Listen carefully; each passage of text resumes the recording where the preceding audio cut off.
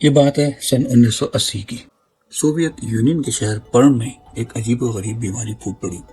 لوگ بے خوابی کا شکار ہو کر ہسپتالوں میں داخل ہونے لگے۔ وہ سوتے ہی نہیں تھے۔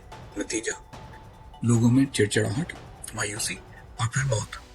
ڈاکٹرز حیران تھے، یہ وبا صرف ایک شہر تک ہی محدود کیوں تھی؟ کیا یہ کوئی وائرس تھا یا کوئی زہریلا مادہ؟ کوئی نہیں جانتا تھا۔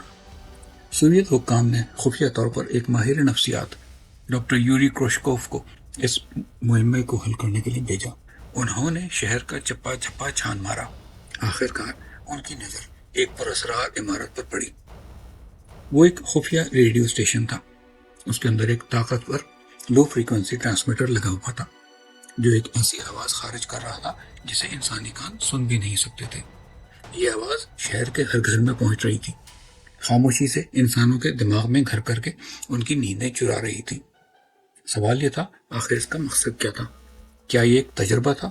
کیا ایک دشمن ملک کو تباہ کرنے کی کوئی خفیہ سازش تھی؟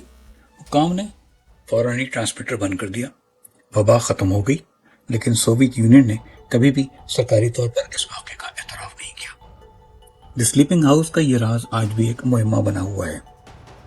اگلی بار جب آپ رات کو سو نہ پائیں تو سوچیے گا کہیں آپ کے شہر میں کوئی ٹرانسمیٹر تو نہیں لگا ہوا۔